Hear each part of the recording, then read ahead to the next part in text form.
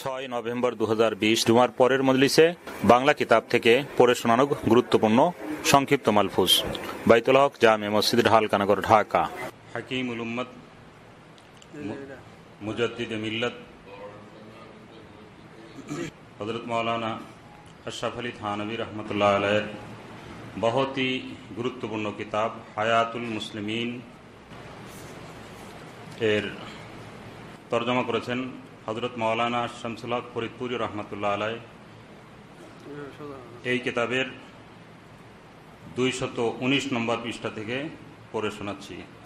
জাতীয় বৈশিষ্ট্য রক্ষা করা। প্রত্যেক মুসলমানকেই স্বীয় পোশাক পরিচ্ছদ, কথাবার্তা, চাল চলন, আচার ব্যবহার ইত্যাদি যাবতীয় বিষয় অন্য জাতির অনুকরণ হইতে বাঁচিয়া থাকিতে হইবে। শরীয়তে ইসলাম অন্য জাতির অনুকরণ করিতে এবং ভিন্ন জাতির সহিত সামঞ্জস্য রাখিতে কঠোরভাবে নিষেধ করিয়াছে। কতকগুলি বিষয় এমন আছে যে তাহা নিষিদ্ধ হইবার কারণ শুধু বিজাতীয় অনুকরণ বা সামঞ্জস্য নহে,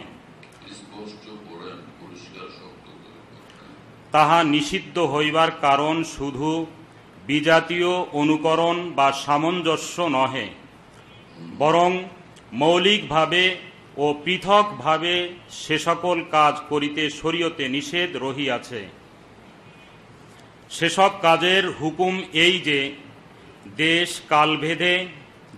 কালভেদে কোনো ক্ষেত্রে যদি তাহাতে বিজাতীয় সামঞ্জস্য নাও থাকে তবু তাহাতে গুনাহ হইবে। যথা দাড়িমুন্ডন করা অথবা শরীয়তে সীমা লঙ্ঘন করিয়া এক মুষ্টি অপেক্ষা ছোট করা, টাকনা ঢাকিয়া পায়জামা বা লুঙ্গি পরা, হাঁটু খোলা থাকে অথবা কাপড়ের নিম্নস্থ শরীর দৃষ্টিগোচর হয় এমনভাবে হাফ প্যান্ট, ধুতি বা পাতলা কাপড় পরা ইত্যাদি। যদিও বা কোনো দেশে বা কোনো কালে ধর্মীয় কোনো বিধর্মীর সহিত সামঞ্জস্য না থাকে তবুও তাহাতে গুনাহ হইবে। অধিকন্তু যদি শরীয়ত মনোনীত পোশাক পরিচ্ছদকে মন্দ বলে বা তুচ্ছ করে তবে শুধু গুনাহ হইবে না, বরং কুফর হইবে। এই শ্রেণীর জিনিসগুলি নিষিদ্ধ হইবার কারণ শুধু বিজাতীয় অনুকরণ নহে, বরং তাছাড়া অন্য কারণও আছে। পক্ষান্তরে অন্য কতিপয় এমন কাজ আছে যদি বিজাতির সহিত সামঞ্জস্য থাকে তবে গুনাহ হইবে। কেননা এই শ্রেণীর কাজগুলি নিষিদ্ধ হইবার কারণ বিজাতীয় সামঞ্জস্য বই আর কিছুই নহে। এই শ্রেণীর কাজের মধ্যে এইরূপ হইতে পারে যে একটি জিনিস এক দেশে নাজায়েজ কিন্তু অন্য দেশে হয়তো জায়েজ হইতে পারে, অথবা এক সময় পরিষ্কার অক্ষর শব্দে পড়েন, কি পড়ে বাংলাও পড়তে জানেন না, এত তাড়াহুড়া করেন কেন? স্পষ্ট করে পড়েন। বিবিসি লন্ডনের খবর, ভয়েস আমেরিকার খবর শুনেন নাই? গল গল করতে থাকে, এক এক শব্দ আলাদা আলাদা স্পষ্ট পড়া চাই। বাংলাও পড়তে পারে না, অথচ বাংলাদেশে থাকার অধিকার তালাশ করে। মাতৃভাষা, নিজের ভাষা সুন্দর করে পড়া চায় না। আমাদের লালবাগ মাদ্রাসাকে উস্তাদ ছিলেন মৌলানা আব্দুল মজিদ ফিরোজি হুজুর, আব্দুল মজিদ ফিরোজি রহমতুল্লাহ আলাই। ওনাকে দেখলে আপনারা যারা বাংলা নিয়ে গর্ব করেন তারাও শরম পাইতেন। এই ভালো ভালো বড় বড় সাহিত্যিকরা হুজুরের বাংলা শুনলে তিনি সকলে এটা মনে করতে বাধ্য হইতেন, যে বলতেন ওরে বাপ রে, স্ত্রী করা বাংলা, স্ত্রী করা বাংলা। হুজুর বলতেন যে বাংলা এক একটা অক্ষর সে মাখরাজ সিফাত সহ উচ্চারণ করবে। আজীব ধরনের। লালবাগের উস্তাদ যখন পড়াইতেন তিনি, ছাত্ররা মানে দলবদ্ধ হয়ে হুজুরের দিকে এমন ভাবে অপলক নেত্রে তাকায় থাকতো, ইয়া আল্লাহ কি অবস্থা, কি মানে হুজুরের চাল চলন আচার আচরণ, কি উন্নত পরিচ্ছন্ন বিশুদ্ধতম মাধুর্যপূর্ণ উচ্চারণ, আশ্চর্য।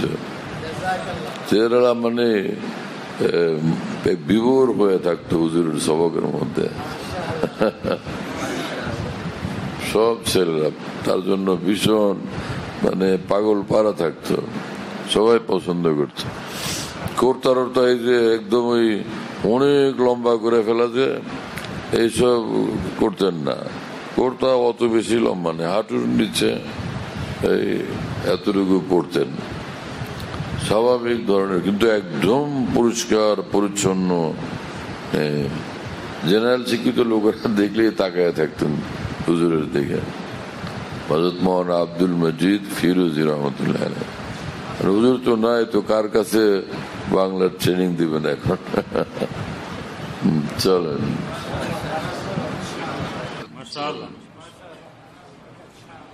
এই শ্রেণীর কাজের মধ্যে এইরূপ হইতে পারে যে একটি জিনিস এক দেশে নাজায়েজ কিন্তু অন্য দেশে হয়তো জায়েজ হইতে পারে, কারো কাছে আসেন তো শোনাই যায় না।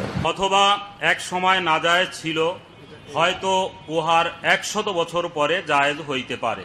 চলেন এটা বাদ দেন, এমন একটা বিষয় নিয়েছেন যেটা সকলে এটা বুঝে বলার মতো বিষয়, তাই না? যে খালি পড়লে হয়তো বুঝবে না অনেকে, সহজ বিষয় নির্বাচন করা উচিত। খালি মৌলবী হওয়া যথেষ্ট না, আমি বুখারী শরীফ পড়াইতে পারি।